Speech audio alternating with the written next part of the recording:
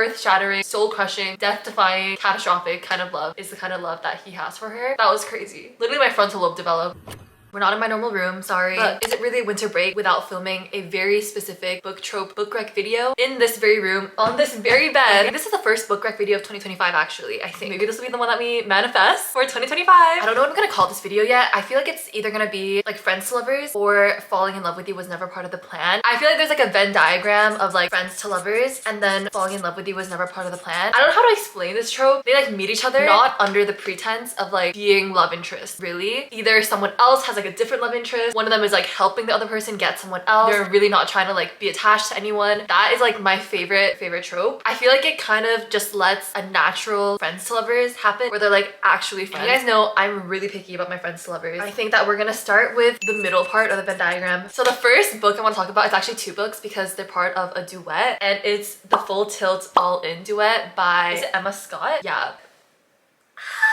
Be prepared to legitimately bawl your eyes out, like hiccuping, sobbing. I would say there's two friends to lovers plots across both books. Book one follows a girl, her name's Casey. She's in a rock band. She's kind of going through a hard time, kind of falling into alcoholism. One day her limo driver named Jonah comes in clutch. He sees obviously that she is having a really hard time and he lets her crash, and he is just the sweetest boy ever. Like, he's an artist, that he makes glass art. Even in the first book when they first meet, you can tell that yes, they have this like attraction to each other, but it's like a true friendship from the beginning. Like, it's not a plot twist, not a spoiler, it's on the back of the book, but Jonah is running out of time. He has a disease that is going to kill him, and that's why he wasn't trying to fall in love with anyone, and he doesn't want Casey to fall in love with him or like anyone to get super attached because he knows that he's about to die. But obviously they fall in love anyway, and you follow their love story. The second book is actually a whole new love story with Casey, her love after she lost her first love. Casey is obviously still grieving. Everyone is grieving actually. Kind of runs away from Jonah's entire family, and then Jonah's brother Theo is the one who goes to like get her. Broody, stoic, super like a rock, like that's how everyone describes him. He's not like all soft and like cuddly like Jonah was, but he's very dependable, and he promised Jonah that he would look after her. And he's a tattoo artist. It's that love story. It's kind of a forbidden romance, super taboo, like no one wants to see them together. Oh my god, cue that Ariana Grande video. Nobody wants to see us. And it takes place over the course of like years. There's like time jumps and stuff, so it doesn't feel too rushed and it feels super organic. Seeing each other at each other's worst, most naked and afraid. I love that. The next two books I always recommend together because I think that they're super similar, but they both fall into like the trope that I really like, which is like someone is trying to, I guess, wingman someone, and they're the ones who ends up falling in love with the girl though. Obviously, Better Than the Movies and Excuse Me While I Ugly Cry. I'm gonna start with Better Than the Movies because this one is like really famous. I've recommended it before because everyone always recommends it. Basically, Liz and Wes have been like street neighbors slash like nemesis. Liz has a crush on this guy at school, and so she asks Wes to help. He agrees because he wants this like parking spot. That's the premise of this book. Liz has a crush on this guy. We know it. She knows it. Wes knows it. She's like a Swiftie, bookish, that kind of vibe. And then he is like,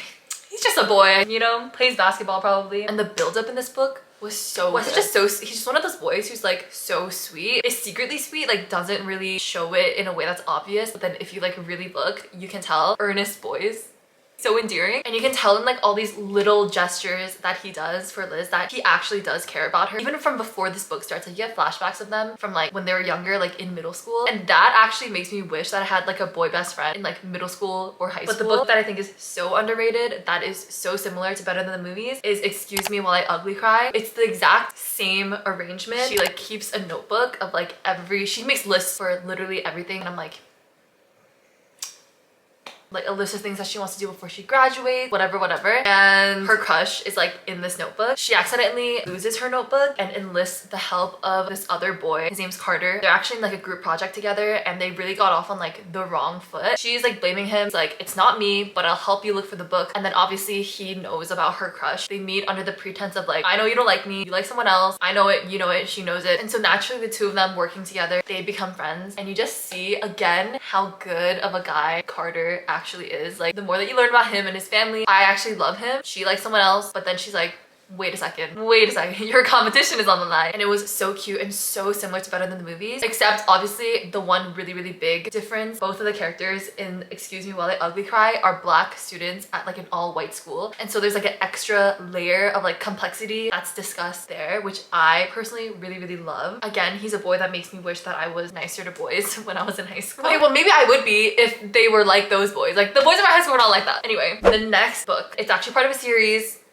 Sorry, don't hate me. It's part of a series and it's one of the couples among a lot of couples. Of course, I'm talking about Hot House Flower by Krista and Becca Ritchie. The Friends to Lovers slow burn actually begins in like book 1.5, like the novella. Obviously, we're a stan of the Addicted Calorie Sister series on this channel. If you guys haven't hopped on it, don't worry, I understand. It's a big undertaking. They're like 10 books long. Actually, more than that because now we're following the kids. 3 couples, one for each sister, Rose, Lily, and Daisy. And my favorite couple is obviously Daisy and Mike. They have a bit of an age gap. I feel like as far as age gaps go, like other age gaps that I've heard of, this one's actually like, I think it's on the milder end of that. But anyway, again, cute Ariana Grande, nobody wants to see. Yeah, brother's best friend slash best friend little sister. But you can just tell that they're so compatible. He's literally the best friend that she has never had. Like Daisy has always had a hard time making friends, and you kind of see that when she's like a side character in like the other sisters books. The school that she goes to and the girls that she's around and like the boys that she dates, like no one is just good for her. Like no one is right for her. Mike is the only person who like can match her freak. And by freak I mean like motorcycling, bungee jumping. Obviously Mike is like my favorite character ever. Super rough on the exterior but like the kindest heart ever. Like the way that he takes care,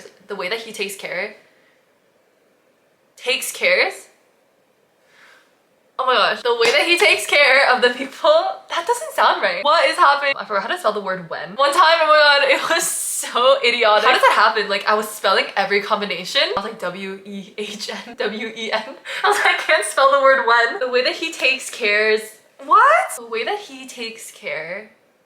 The way that he looks after the people that are close to him. He will go to all depths of the world to do everything for you and make sure that you're safe. I love the fact that they really got close, had like a dependability and support system with each other first. Okay, the last book for like the Friends Lovers part of this is Ready or Not by Cara Bastone. It's pregnancy trope. Please. It's not pregnancy trope in the way that's like really annoying, terrible, and disgusting though. I promise you. But our main character already knows that she's pregnant at the beginning of the book. Literally the opening scene is her telling her best friend that she's pregnant. While she's telling her best friend's brother walks in, also hears about the pregnancy announcement, and he's so happy for her. His name's Shep. He's a golden retriever, so sweet. She is still kind of caught up on the father, but throughout the whole thing, Shep is there beside her every single part of the way. And like in the little in-between moments at nighttime, stuff when she's like scared and lonely or whatever, he's the one who's there for her. Especially when her best friend also can't be there because her friend is suffering from infertility, and then like her best friend accidentally got pregnant. Like, it creates tension in the friendship, and she really doesn't see him as anything except for her best friend's brother until he starts like doing all the stuff for her that are like very fatherly, like paternal vibe. It's like, wow, you would be such a great dad. I think I'm falling in love with you. That was never part of the plan. Like she was trying to make it work with like the baby dad. The next 4 books are not Friends Lovers. They are, however, the falling in love with you was never part of the plan trope, and I still love that trope on its own so much. So the first one is Regretting You by Colleen Hoover. You follow Morgan and her daughter Clara. The father passes away, and then you see the mom story when she was younger. Even though she like had her boyfriend or whatever, she kind of always had a connection with someone else, the boyfriend's best friend, but like neither of them ever crossed that line of like, maybe we should be the ones who should be together. Like no one ever said anything. Now in the present day, you see them now as adults. He has now come back into the picture. He's Dave Franco in the movie actually, or was in the casting room for that. He knew what the people wanted. He's like the sweet, quiet, thoughtful boy, but their relationship is super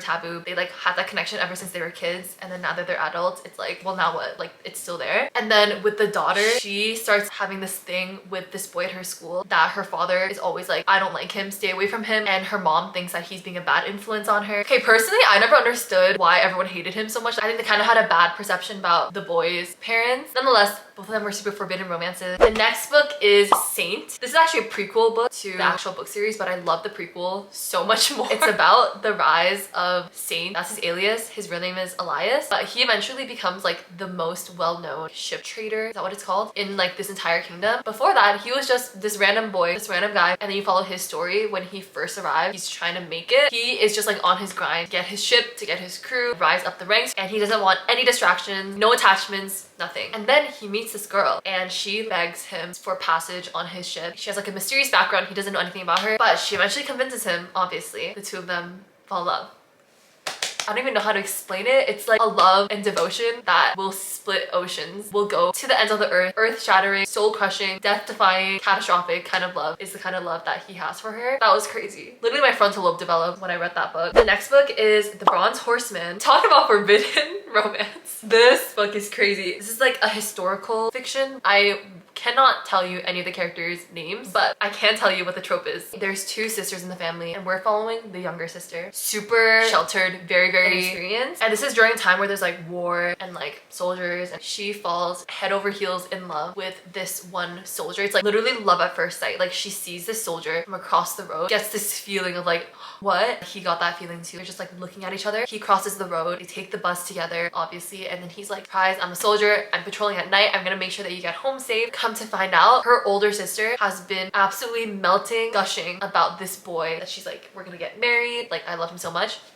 It's him. And also the fact that he has a best friend, that everyone wants her, the younger sister, to get with his best friend. Even her entire family is like, oh, you know, what about the friend or whatever? And obviously she can't say anything. She can't say like, actually no, I like my sister's fiance. They like kind of sneak around. Also the fact that there's a whole entire war going on in the background too. I don't really know how to explain the vibe. It's like crazy. Forbidden romance that comes out of nowhere, it changes your entire life and changes the entire trajectory of the person you become.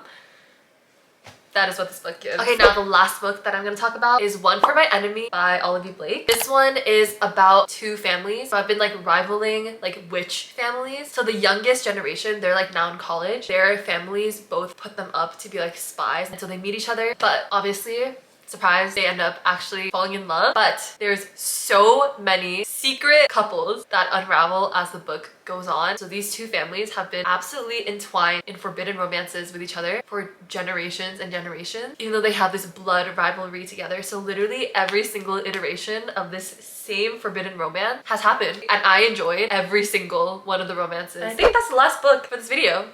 Yay! Hope you guys like this video and like the books. I will manifest for both of us. You know what? I feel like it's such an ideal situation of like being best friends with someone and then you fall in love with them and then it's like you're dating your best friend. Like, but then in real life, I think about it, I see people who like dated their best friends and then it didn't work out, and then not only did they lose their partner, but they lost their best friend. I don't know if I could handle that. High risk, high reward. I would only date my best friend if I could have a guarantee, 100% money back guarantee that it would work out. Otherwise, I'm cooked. I'm cooked and nothing is worth that. So actually, I don't know. You guys tell me if you guys think that it's worth it, or if that happened to you. Please tell me. Oh my gosh. That's it. Thanks guys for watching. Subscribe down below if you haven't already. You can follow me on my socials, all linked in the description. And I'll see you all in the next one. Goodbye!